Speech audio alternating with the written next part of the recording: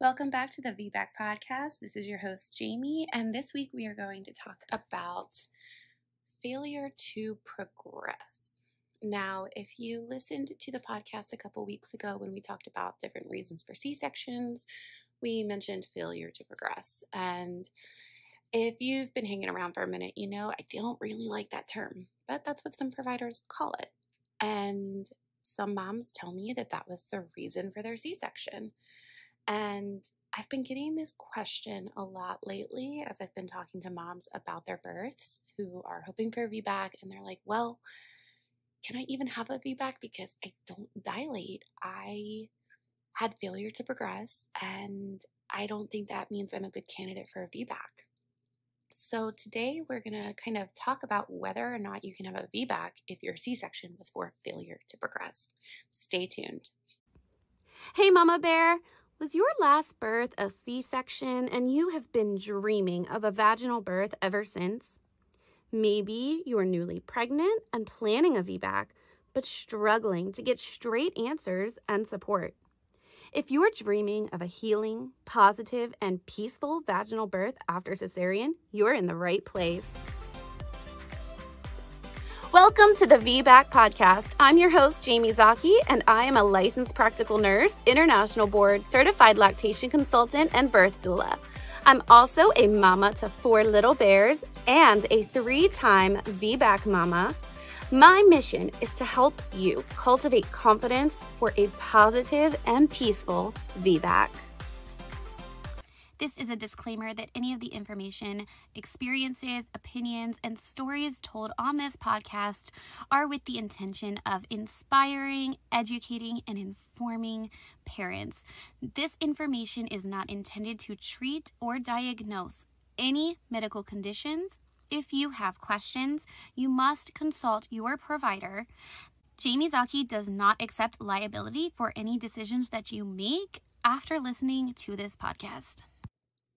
Before we get started, I wanted to go ahead and read a testimonial to you guys. And this is not something I typically do, but the timing just was really crazy and perfect that this client reached out. So I had a client that I worked with a while back for postpartum healing, and I haven't worked with a lot of postpartum clients lately. And then today, the day that I'm recording this, I had a really great postpartum client call, and a few hours later, I received a testimonial from an old client who reached out and was like, this is way overdue. I'm so sorry that I didn't send this to you sooner, but I wanted to write this testimonial for you. And it kind of brought tears to my eyes. So I wanted to share it with you guys. She said, Jamie is not only a resource, she is a support system inside your support system that you didn't know you needed. She walked with me through the emotional and mental turmoil that comes with a traumatic emergency C-section birth experience. She is so kind and so brilliant. She is extremely educated and will talk through the medical parts that don't make sense, and then she'll debunk the entire thought process. If you are looking for someone who knows their stuff, will advocate for you, will answer your 1,000 questions, and will bring peace into or back into your life, Jamie is your woman. I will absolutely call her once I am pregnant again. I couldn't imagine not involving her in my next pregnancy. She gave me peace of mind that I could absolutely do a VBAC. Do yourself a favor and just type out that little email to her. You'll feel like you're talking to an old friend. And that brings tears to my eyes because that is my goal. My goal is to just make you feel supported. It's not to be anybody who knows more than you or better than you. It's just to make you feel supported and inspired. So if you do need that, I am here for you. And now let's dive into this week's episode of the VBAC podcast. So failure to progress is not a thing. And I know you're probably like, what the heck, Jamie? Failure to progress is totally a thing because it happened to me and my doctor said so. And here's the thing. No dilation or slow dilation is a symptom of a problem.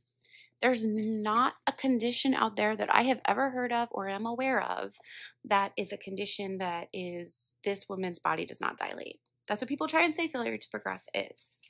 People try and say that women are incapable of dilating, but that's not true. There's a reason that you're not dilating. That reason is maybe stress, psychological, related to the baby's position. And sometimes it's just failure to wait. There's a lack of patience.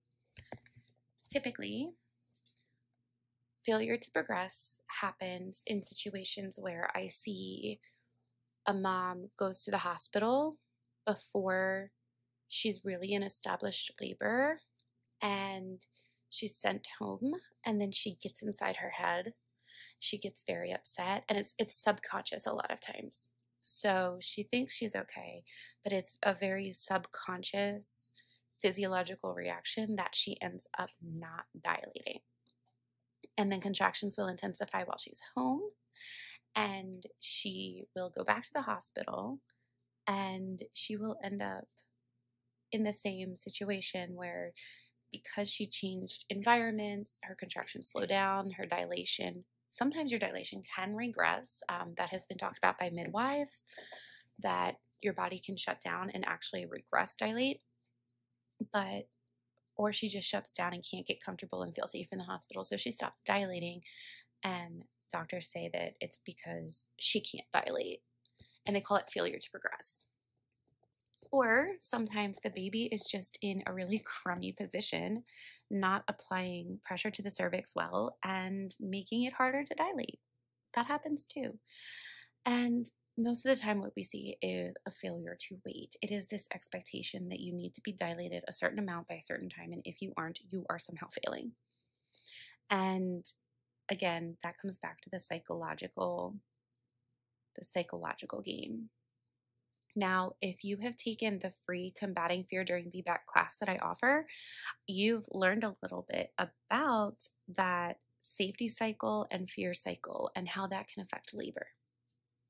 Most of the time, if you sit down and talk with me about your birth experience and you tell me that you had failure to progress, we can dissect exactly where the issue started and began to occur, and we can kind of figure out if there was a trauma, like a stressful part of your labor, if there was a positional issue.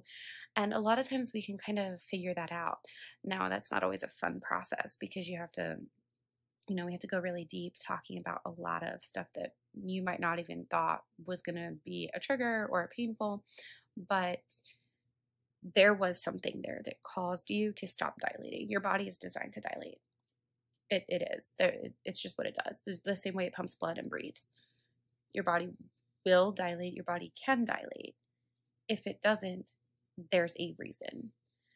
In very few rare situations, we can talk about it and never kind of figure out what that reason was.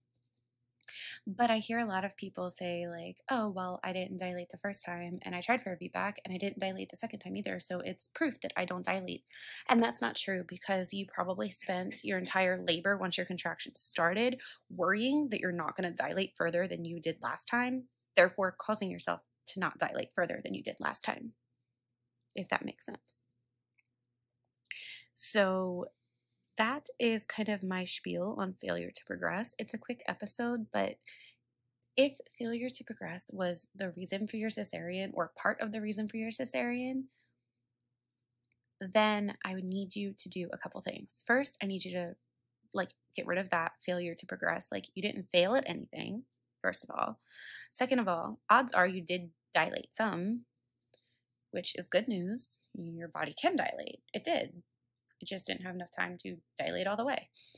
And you can have a VBAC. You absolutely can. Now, maybe your situation was that you were dilating slowly and then had symptoms of an emergency, like baby's heart rate was decelling and wasn't recovering. Well, then that was a problem with baby. That doesn't mean your cervix doesn't dilate. It's just the timing worked out really crappy for your baby to have an emergency. Maybe baby's emergency was related to interventions like Pitocin. So your body wasn't ready to dilate, so it didn't, but those medications created an emergency for your baby. Again, that doesn't mean that you can't dilate. If this is something that you want to dive into a little more as you prepare for your next birth, go ahead and reach out to me. I am happy to help you kind of problem solve, troubleshoot, figure out maybe where things went astray last time and how we can try to prevent that next time. Stay tuned for the next episode, and I look forward to chatting next time.